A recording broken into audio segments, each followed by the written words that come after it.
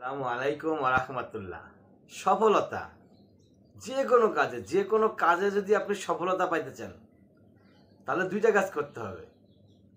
দুইটা কাজ যদি আপনি করতে পারেন তাহলে আপনি যেই কাজই করেন সেই কাজই আপনার সফলতা আসবে। সফলতা খুব কঠিন জিনিস না, খুব সহজ জিনিস। তা আমরা ইচ্ছাকৃতভাবে সফলতা থেকে আমরা দূরে আছি, কারণ আমরা সেই কাজগুলো করি না। দুইটা কাজ মাত্র। যদি আপনি মুসলমান হয়ে থাকেন, মুসলমানদের জন্য সফলতা অর্জন করা অত্যন্ত সহজ কাজ, কারণ মুসলমানের সঙ্গে আল্লাহ আছে।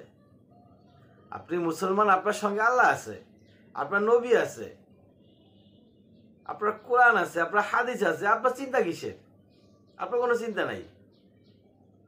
তাহলে আসলে আমরা জানি কোন দুইটা কাজ। এক নাম্বার কাজ, নাম্বার ওয়ান, কাজের শুরুতে যেই কাজটা আপনি করবেন সেই কাজের শুরুতে তাওয়াক্কুল রাখতে হবে, ভরসা আল্লাহর উপরে।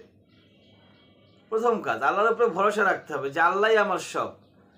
এই কাজ আমি করব, এই কাজে আল্লাহ আমাকে সফলতা দেবে। এই কাজের মাধ্যমে আল্লাহ আমাকে সম্মানিত করবেন, এই কাজের সম্পূর্ণ সফল আমি হয়ে যাব। এখান থেকে আল্লাহ পাক আমাকে হতাশ করবেন না, নিরাশ করবেন না। এই ধরনের একটা বিশ্বাস, এই ধরনের ভরসা, এই ধরনের আশা আল্লাহর উপরে রাখতে হবে 100%। এই ভরসার ভিতরে আবার যদি গাফিলতি থাকে তাহলে কাজেও গাফিলতি আসবে।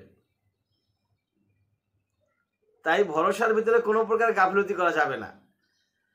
যে আল্লাহ ছাড়া দুনিয়ার কোনো কারো ক্ষমতা নাই যে কিছু করতে পারে। আল্লাহ ছাড়া দুনিয়ার কারো কোনো ক্ষমতা নাই যে আপনার সফলতা দিতে পারে বা আপনার কাছ থেকে কেড়ে নিতে পারে। এই বিশ্বাসটা অন্তরের ভিতরে ঢুকাই দিতে হবে। এটা হচ্ছে এক নাম্বার। নাম্বার টু, দুই নাম্বার হচ্ছে আপনি কাজটা করে ফেললেন। যেই কাজই করলেন, কাজটা আপনার করে ফেললেন, তখন কাজ সমাপ্ত হয়ে গেল।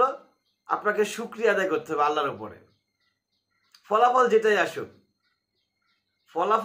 আসুক আল্লাহর উপরে শুকরিয়া আদায় করতে হবে। আলহামদুলিল্লাহ পড়তে হবে যে আল্লাহ আমি খুশি, আমি স্যাটিসফাই, আমি আনন্দিত। তুমি যা ফলাফল দিছো তাতেই আমি আনন্দিত, যতটুকু দিছো ততটুকু দিয়ে আমি খুশি। ব্যাস, মিটে গেল। এই দুইটা কাজ করুন মাত্র। এই দুইটা কাজ করুন, আপনার সফলতা নিশ্চিত।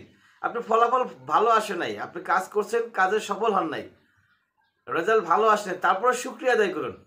কারণ এখানে রেজাল্ট ভালো না দেওয়ার পিছনে হয়তোবা অন্য কোনো আল্লাহ পাকের উদ্দেশ্য ছিল।